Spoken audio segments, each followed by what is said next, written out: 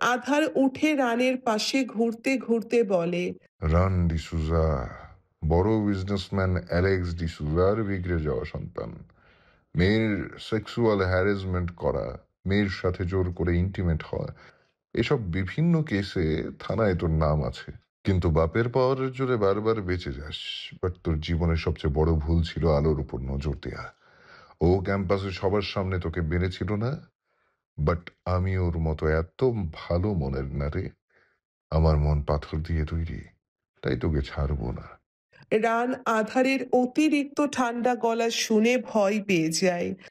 আধার ড্রিঙ্কের glass রেখে হাতে electric wire তুলে নেয়। রানকে ইলেকট্রিক শক দিতে থাকে। যখন মরমর অবস্থা তখন থামে, তাতেও থামেনি। ফুটন্ত গরম পানি ঠেলে দেয় রানের শরীরে।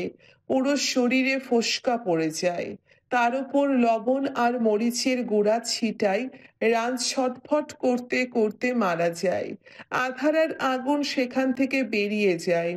আধারের লোকেরা রানের শরীরে টুকরো টুকরো করে শহরের বিভিন্ন স্থানে ফেলে দেয়। আধার বাসায় এসে ফ্রেশ হয়ে আলোকে জড়িয়ে ধরে ঘুমিয়ে পড়ে। ওদিকে অর্ক রাগে গজগজ করছে, রাগের ঠেলায় গাড়ি জোরে চালাচ্ছে। অর্কের রাগের মাথায় মানুষ কি করে সেটা সে নিজেও জানে না, কিন্তু পরে যখন বুঝতে পারে তখন আর তার আফসোস করার সুযোগ বা সময় কোনোটাই থাকে না। অর্ক হাইওয়ে থেকে গাড়ি চালাচ্ছে। গাড়ির রাস্তা ফাঁকা। গাড়ির স্পিড পুরো হাই লেভেলে আছে। পুরো রাস্তা ফাঁকা। কিন্তু হঠাৎ করে ফাঁকা রাস্তায় কোথা থেকে একটা বড় ট্র্যাক চলে আসে। অর্ক গাড়ির স্পিড কমাতে চাচ্ছে, কিন্তু সামনে থেকে ট্র্যাকটাও হাই স্পিডে ছুটে আসছে। অর্কের গাড়ির ব্রেকও কাজ করছে না। এদিকে ট্র্যাকটা এসে অর্কের গাড়িকে ধাক্কা মারে। অ্যাক্সিডেন্টটা এত জোরে ছিল যে চারপাশে অনেকটা দূর পর্যন্ত কেঁপে ওঠে। অর্কের গাড়িটা উল্টে যায়, সাথে আগুনও ধরে যায়। অর্ক খুব বাজে ভাবে আঘাত লাগে, তাও কষ্ট করে গাড়ি থেকে বের হয়। তখন ওর সামনে একটা ছায়া মূর্তি এসে দাঁড়ায়। ট্রাকটা কিছু দূরে দাঁড়িয়ে আছে। অর্ক মাথা তুলে তাকিয়ে তাকে দেখে, তা ও নিজের চোখে বিশ্বাস করতে পারছে না। রাইহান চৌধুরী। আপনি? তুই কি ভাবলি আমাকে ধমকি দিয়ে বেঁচে যাবি? এই রায়হান চৌধুরী যখন টাকার জন্য নিজের ভাইকে মারতে পিছপা হয়নি, তখন তুই কে? রাইহান চৌধুরী পাশ থেকে কাচের বড় একটা টুকরো এনে অর্কের গলায় বসিয়ে দেয়। সাথে সাথে রক্তের ধারা প্রবাহিত হতে থাকে। অর্ক জায়গায় মারা যায়। গাড়িতে এমনি আগুন ধরেছিল, কিছুক্ষণের ব্যবধানে পুরো গাড়িতে আগুন জ্বলে যায়। রায়হান চৌধুরীও চলে যায়। তারপর ট্রাকটাও চলে যায়। দূর থেকে আগুনের লোকরা এসব ভিডিও করে আগুনের ফোনে পাঠিয়ে দেয়, আর তারা ছোটে ট্রাকটার পিছনে। কিছু দূর যাওয়ার পর কিছু গাড়ি এসে থামে ট্রাকের সামনে। ড্রাইভার ট্রাক থামিয়ে নিচে নামে। একজন 55 বছরের লোক, মুখ ভর্তি দাড়ি, গায়ে একটা শার্ট আর লুঙ্গি, মাথায় গামছা বাঁধা, একটা দাঁত নেই সামনে থেকে। আগুনের লোকেরা ড্রাইভারটা নামার সাথে সাথে তাকে তুলে নিয়ে যায়।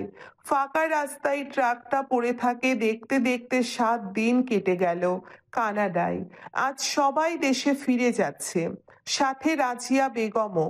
রাজিয়া বেগমের মধ্যে ভয়, আনন্দ, সবকিছুর মিশ্রণে একটা অনুভূতি কাজ করছে। সবাই সকালে 10টায় প্লেনে উঠে পড়ে। ওদিকে বাংলাদেশে অর্কের অ্যাক্সিডেন্টের খবর বাতাসের গতিতে ছড়িয়ে পড়েছে। সোনালি পুরোপুরি ভেঙে পড়েছে। রাইহান চৌধুরী মেয়ের সামনে কুমিরের কান্না কাঁদছে। তার লক্ষ্য এখন আধার আর আলোকে আলাদা করা, কিন্তু সে বুঝতেও পারছে না তার জন্যে কত বড় সারপ্রাইজ অপেক্ষা করে যাচ্ছে। সোনালির ফ্ল্যাট। সোনালি অর্কের একটা ছবি বুকে জড়িয়ে ধরে কাঁদছে। ভীষণ ভালোবাসতো সোনালি অর্ককে, তাই তো অর্কের একবার বলাতে আধারের সাথে বিয়ে করতেও রাজি হয়ে গেছিল, কিন্তু অর্ক তো শুধু ওকে ব্যবহারই করে গেল।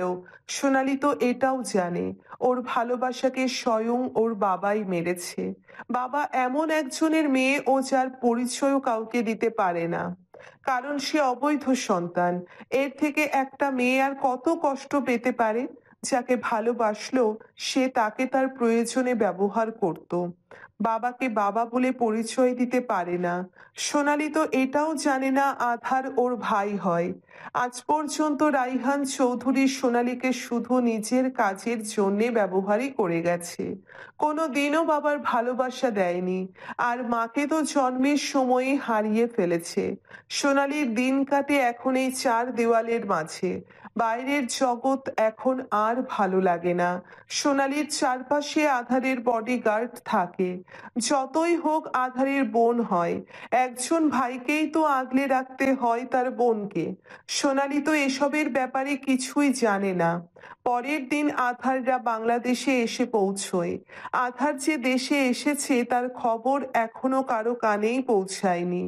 আগুনরা ওদের বাসায় চলে যায়, আর আধার রাজিয়া বেগমকে নিয়ে যায় আলোর বাড়ি। আলোর বাড়ির সবাই তখন ড্রয়িং রুমে বসেছিল। এমন সময় কলিং বেল বেজে ওঠে। সাদিয়া বেগম গিয়ে দরজা খোলে। দরজা খুলেই দেখে আধার আর আলো দাঁড়ানো। মিসেস সাদিয়া আলোকে জড়িয়ে ধরে। আলো বলে, আরে ছাড়ো, মেরে ফেলবে নাকি? শয়তান মেয়ে কোথাকার। আধার মিসেস সাদিয়াকে সালাম করে। মিসেস সাদিয়া আধারকে বুকে টেনে নেয়। কেমন কাটালে ছুটি?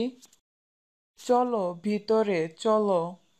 মিসেস সাদিয়া ভিতরে যাচ্ছিলেন, তখন পেছনে থেকে রাজিয়া বেগম বলে, আমাকে আদর করবি না আপা? মিসেস সাদিয়ার পা সেখানেই থেমে যায়। 23 বছর পর সেই কণ্ঠস্বর। বোনকে যে বড্ড ভালোবাসতো, কি কারণে দেশ ছেড়েছিল তাও জানে না। মিসেস সাদিয়া পিছনে ঘুরে দেখে রাজিয়া বেগম দাঁড়িয়ে আছে। মিসেস সাদিয়া ছুটে গিয়ে বোনকে জড়িয়ে ধরে। সময়টা খুবই আবেগে ভরা ছিল। ইতিমধ্যেই সবাই দরজার কাছে চলে এসেছে। সবাই রাজিয়া বেগমকে দেখে অবাক, এত বছর পর দেশে। ওদের ভিতরে নিয়ে চলো। সবাই ভিতরে ঢোকে। রাজিয়া বেগমকে বসানো হয়। সুমি গেছে পানি আনাতে। এইবার বলো তো, এত বছর পর দেশে কিভাবে আর কেনই বা গেছিলে দেশ ছেড়ে? রাজিয়া বেগম আধারকে দেখিয়ে বলে, এই পাগলটার জন্য ফিরতে হলো। সবাই অবাক হয়। আধারের সাথে রাজিয়া বেগমের কি সম্পর্ক?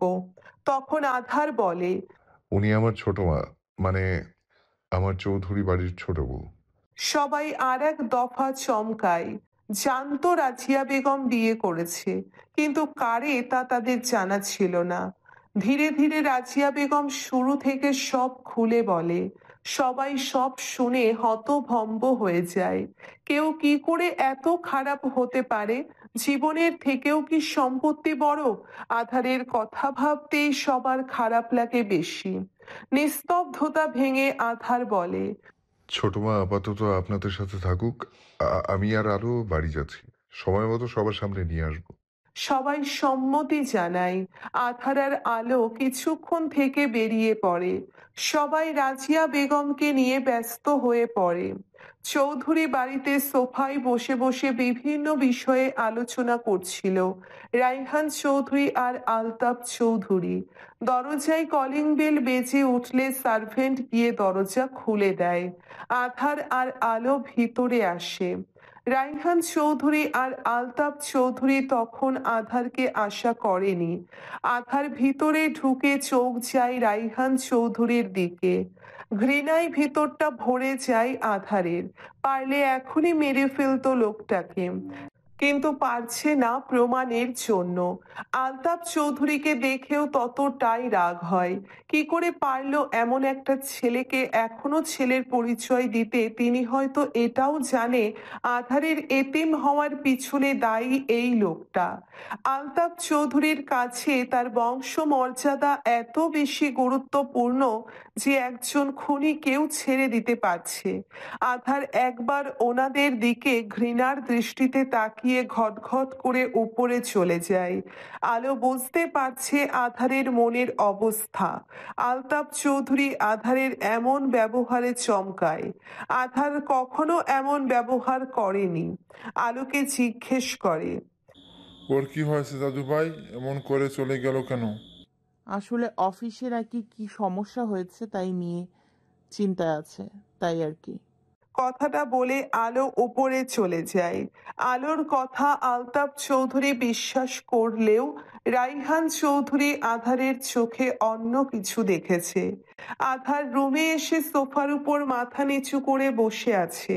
আলো আধারের কাছে এসে ওর মাথায় হাত বুলিয়ে দেয়। আধার আলোকে কাছে টেনে নেয়। আলোকে বসিয়ে ওর কোলে শুয়ে কোলে মুখ গুজে দেয়।